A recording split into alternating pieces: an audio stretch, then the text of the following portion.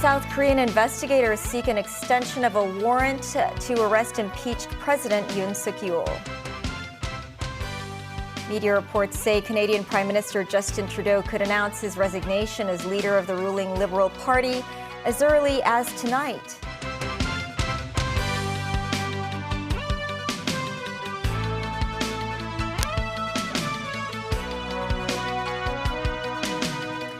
Hello, I'm Melissa Hekalea, and you're watching TVB News. South Korean investigators will seek an extension of a warrant to arrest impeached President Yoon Suk-yeol.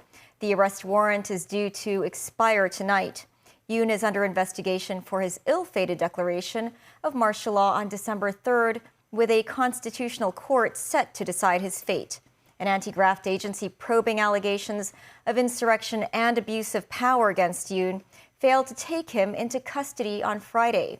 It has asked the police to execute the arrest of Yoon, but the police have declined to take full charge of the matter. Nazvi Karim with more. Near President Yoon Suk-yeol's official residence in Seoul, hundreds of protesters continue to call for his arrest. The authorities want to arrest him and are trying everything, but their problem is finding an enforcement arm to perform that task. Investigators from the agency that tackles corruption cases involving high-ranking officials, or CIO, tried on Friday. But after a 6-hour standoff with Yoon's own presidential security service, they gave up.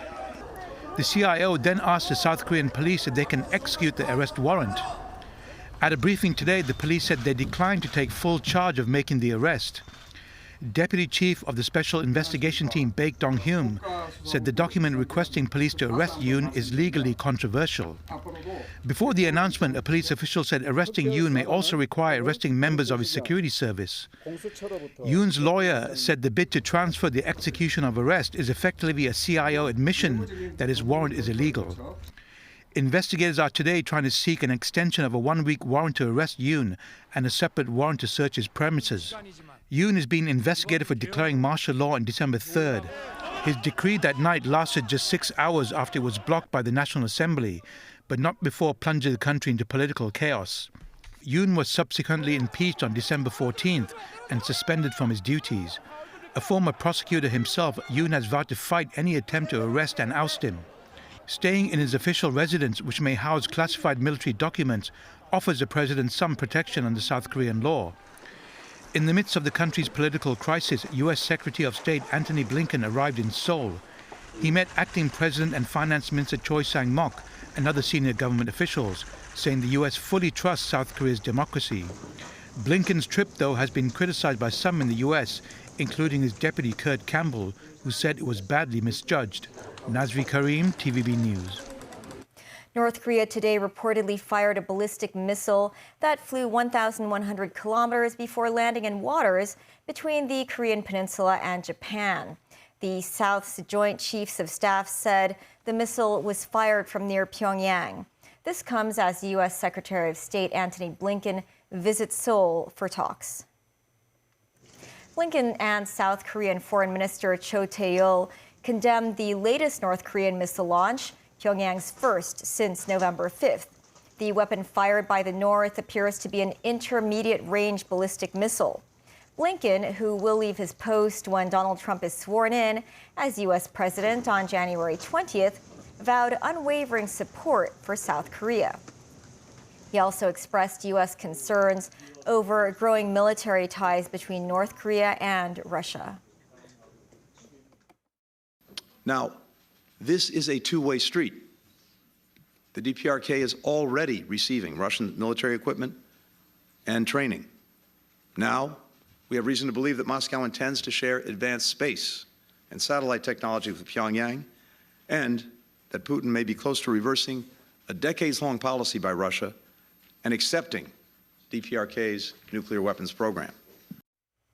Canadian media is reporting that Prime Minister Justin Trudeau is expected to announce as early as today that he'll quit as leader of Canada's ruling Liberal Party. Tracy Furness has more.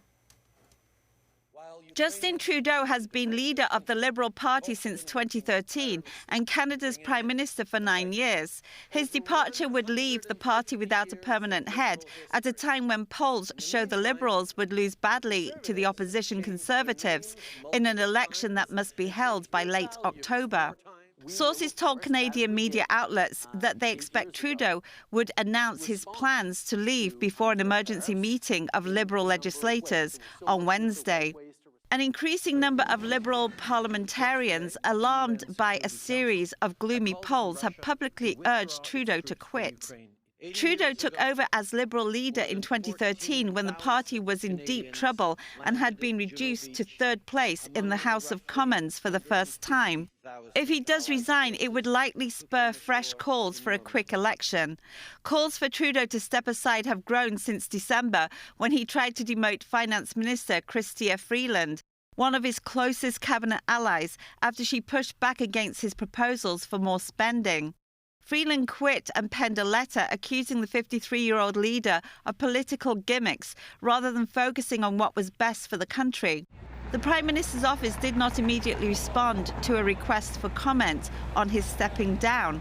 But Canadian media said it is unclear whether Trudeau will leave immediately or stay on as Prime Minister until a new Liberal leader is selected. Tracy Furness, TVB News. Malaysia's imprisoned former Prime Minister Najib Razak has won an appeal to pursue his bid to serve his remaining corruption service sentence under house arrest. In an application in April last year, Najib said he had clear information that then-King Sultan Abdullah issued a house arrest addendum order. Najib claimed the addendum was issued during a pardons board meeting on January 29th last year that also cut his 12-year jail sentence by half and sharply reduced a fine. But the High Court tossed out his bid 3 months later. The Court of Appeals, in a 2-1 ruling today, ordered the High Court to hear the merits of the case. The decision came after Najib's lawyer produced a letter from a Pahang State Palace official confirming that then Sultan Abdullah had issued the addendum order. The lawyer said Najib gave the thumbs up in court when the ruling was read out. Austria's president is meeting with the leader of the far-right Freedom Party, Herbert Kickl, and is expected to ask him to form a government and try to become the new chancellor. Karl Nehammer of the People's Party resigned as chancellor after talks with other parties aimed at keeping Kickl from power collapsed. The People's Party has already nominated Christian Stoker as an interim replacement for Nehammer. It remains to be seen if Stoker will work with Kickl. Kickl's party came out on top in September's election with 29% of votes. His rivals could have joined together to form a government. But with Nehammer as chancellor, potential partners failed to agree on economic policy. The High Court has approved the establishment of Nina Wang Charity Management Limited as the trustee of the charitable trust of the estate of the late tycoon Nina Wang. The Department of Justice today appointed 3 people to supervise the operation of the trustee. Mimo Singhai reports. Nina Wang passed away in 2007. In her will, Wang wished to entrust her wealth of $83 billion to the China Chem Charitable Foundation. The Department of Justice today named 3 people as members of a supervisory managing organization to oversee a trustee of the estate of Wang. They are former Legislative Council President Rita Fan, former Monetary Authority Chief Joseph Yam, and former Baptist University Council Chairman Chen Yanqi. Their responsibilities include supervising the business operations of the China Chem Group, approving the group's financial budget, and major decisions based on Wang's will. The Justice Department said the appointments will bring benefits to the country and different sectors of Hong Kong. The late tycoon made her will in 2002, and it was not confirmed as the final one until 2011. In 2015, the Court of Final Appeal said the China Chem Charitable Foundation is the trustee of the estate, but not the full beneficiary. The High Court in 2023 ruled the foundation was not fit to serve as the estate trustee, and a new trust needed to be established. Mimo Singhai, TVB News. Still ahead, Hamas offers a new ceasefire deal with a release of some hostages. And the last day of this year's Hong Kong Brands and Products Expo.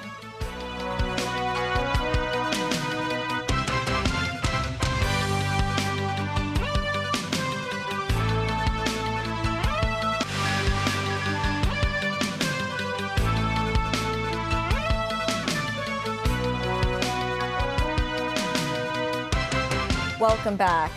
Details have emerged of a new offer from Hamas, although Israel is denying a ceasefire is close. Hamas says Israeli troops must leave Gaza and a sustained aerial bombardment must stop, while they have drawn up a list of hostages to be freed. As the international diplomatic push to end the war heads into yet another week, Israel's attacks on Hamas show no sign of stopping. David Garrett reports. Protests that may be having an impact. Finally, some demands could be met. Families again protesting in Tel Aviv at the weekend, urging the Israeli government to act to strike a deal to bring home Hamas-held hostages. The Palestinian group has reportedly approved a list of 34 captives that could be freed, which could then lead to a ceasefire. The Israeli government says it has not yet seen a list. Amid a renewed diplomatic push to end the war before US President Joe Biden leaves office in a fortnight, another surge in Israeli military activity. The Givati Brigade going through several deserted and destroyed buildings as they hunt down Hamas fighters on foot. An expansion of Israeli firepower in the air too. Explosions light up the early morning sky above the Gaza-Israel border. Israel rejoined peace negotiations on Friday, but there was intense fighting over the weekend. The aim to stop carnage and chaos like this. Semi-conscious men carried by volunteers for treatment. With makeshift bandages on wounds, the injured are transported in any way possible to the emergency room. These people survived, but health authorities say Israeli airstrikes killed 8 in 2 separate attacks on camps in central Gaza. Inside the hospital, a small boy is placed on the bed. He is told not to worry. His ordeal is over. David Garrett, TVB News. Back locally, Next Digital founder Jimmy Lai continued to take the stand to defend himself in his national security trial. Lai appeared in court for the first time since the 19th of last month. A video of Lai's talk show from October 2020 was played during the proceedings in which the former media tycoon described Taiwan as a country. When asked by Judge Esther To if this statement meant Taiwan could become an independent state by following the U.S. policy on China, Lai disagreed but said there are better ways to describe the island.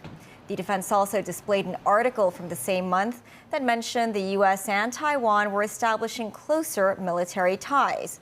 Lai said he didn't encourage the two parties to strengthen their cooperation, but was merely describing the situation. And residents today flocked to the Hong Kong Brands and Products Expo at Victoria Park on the final day of the event. Organizers estimate that the 24-day fair attracted about 1.3 million visitors. Mimo Singhai reports. On the final day of the Brands and Products Expo, many residents arrived before the fair opened in the morning. At 10:55 a.m., the venue was open to visitors. Among the dried seafood stalls, a queue quickly formed outside this one, where canned abalone was offered at a discounted price. This woman, who came to buy abalone and fish maw, said she wanted to help boost the city's economy. Some visitors said they had never been to the expo before, but were glad to be here this year. I think it's good. It's a good price. Some of the food is a little expensive, but most of the things are good prices, yeah. Just to see what it was like, and I didn't expect to buy so much, but we bought a lot, so yeah. While the fair covered the Christmas and New Year holidays, some vendors said their revenue had decreased when compared with the past, citing the poor economic environment as one of the factors. Slight decrease, probably 10%. Yeah, mainly the local people have gone overseas, go abroad to go travel. Therefore, we did not observe a significant increase. However, the expo's organizer, the Chinese Manufacturers Association, said the fair was not affected by the festive season. Our exhibitions are across 24 days, So for the visitors, even they go to Shenzhen or are going out for traveling, but when they come back Hong Kong, they will come to the Expo. Meanwhile, the association said the number of mainland visitors had gone up by 30%. The organizers said they had seen an increase in younger visitors to the Expo this year, and they hope to include more activities to attract that age group next year. Memos 9, TVB News. That's the news. Thanks for watching. Pearl Magazine is up shortly. See you then.